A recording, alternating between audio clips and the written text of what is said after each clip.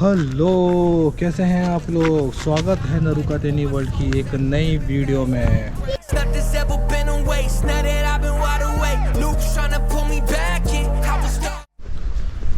तो हम लोग निकल चुके हैं इवान को कराटे क्लास करवाने के लिए। आज सैटरडे है, तो सैटरडे को इसकी क्लास होती है जूडो कराटे की। तो ट्यूसडे से फ्राइडे तक होती है और सैटरडे का ऑप्शन है, अगर आप जाना चाहो तो चले जा सकते हो, नहीं भी जाओ तो कोई दिक्कत नहीं है।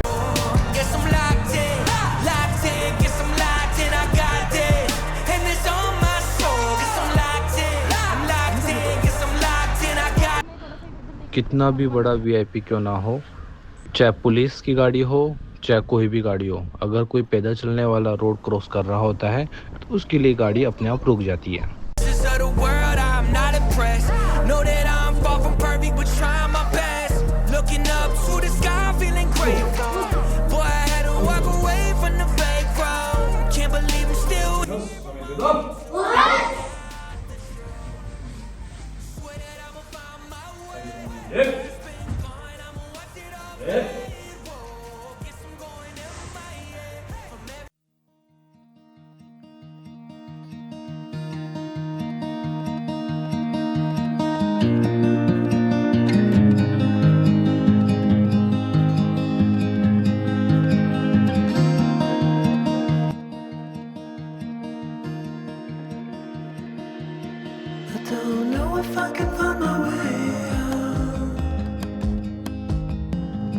क्लास ख़त्म करके हम घर की ओर निकल जाते हैं। जाते हुए रास्ते में नदी और एक पार्क दिखता है, तो वहाँ थोड़ी देर के लिए टाइम स्पेंड करते हैं और वहाँ थोड़ा रुकते हैं और रुककर हम घर के लिए वापस निकल जाते हैं।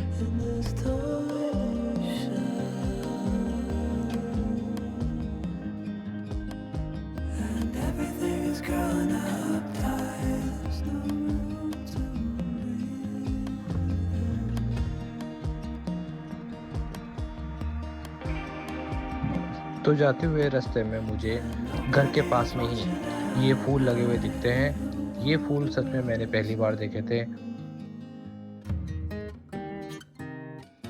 और जो ये मार्क दिख रहा है इसे कहते हैं बार्बर शॉप। कहीं पे भी अगर ये मार्क होता है तो उस एरिया का मतलब होता है कि यहाँ पर कटिंग की जाती है।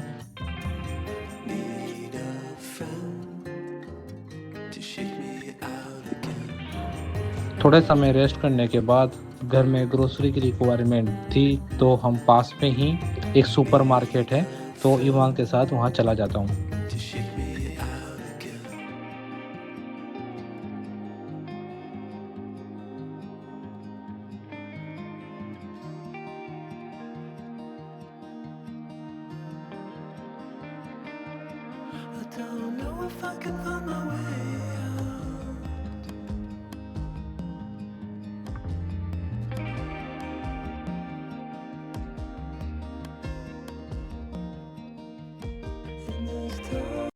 आज हमें बात करनी थी, तो स्टूडेंट वीज़ा लेने के बाद स्टूडेंट ऐसे एक बार जापान आ जाता है, लगेगी उसकी, और पार्ट टाइम जॉब से कितना पैसा कमा सकता है, और उसको जॉब कौन से फील्ड में, किस तरह के फील्ड में उसको जॉब मिलती है student during the student life, और क्या टाइमिंग होती है जॉब की, कितने आवर्स होते हैं जॉब के, तो वो सब चीज़ें हम आपको क्लियर करेंगे इस वीडियो में।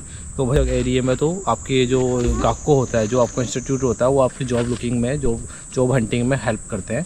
तो यहाँ पे जो आरूबाई तो जॉब होती है, जो पार्ट टाइम जॉब होती है, basically part time job week के अंदर 28 घंटे अलाउ होती है।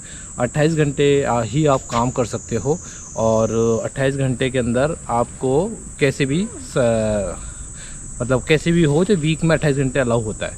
और जब सबसे बड़ी इम्पोर्टेंट बात जब होती है, जब स्टूडेंट वीज़ा से आप जब आते हो, तो आपको वहाँ पे आपको एयरपोर्ट पे ही एक कार्ड मिलता है, उसे कहते हैं ज़ेरियो कार्ड।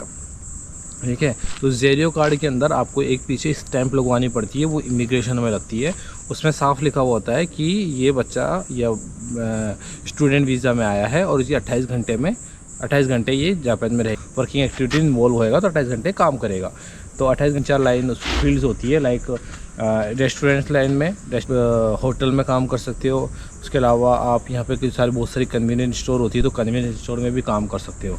और उसके अलावा तो इसमें जो आपकी सैलरी रहती है बेसिकली, वो सैलरी जो रहती है स्टार्टिंग में आपकी मिनिमम 28 घंटे में आप सैलरी आपको मतलब बेसिकली मिल जाती है 1,40,000 से 1,80,000 की, 1,40,000 से 1,80,000 के बीच में आपको सैलरी मिलती है।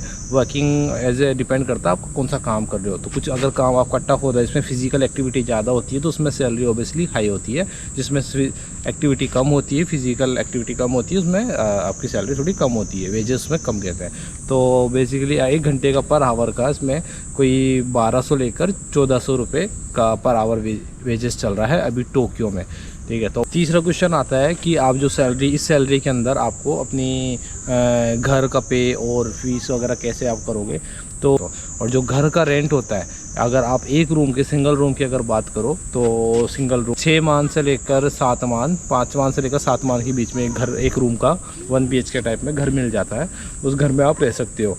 तो वहाँ पे 1 लाख एक्सपेंसेस खर्च हो जाते हैं। तो खाने पीने में जैसे अगर इंडियन स्टोर से अगर आप सामान लेते हो, तो इंडियन स्टोर से एक बंदे का दाल चावल आटा वगैरह ये सब जो प्राइस होता है 5 मान के आसपास में, 5 मान से लेकर 7 मान, 50,000 से 60,000 या 70,000 के आसपास में वो एक पर्सन का खाने का डाइट हो सकती है।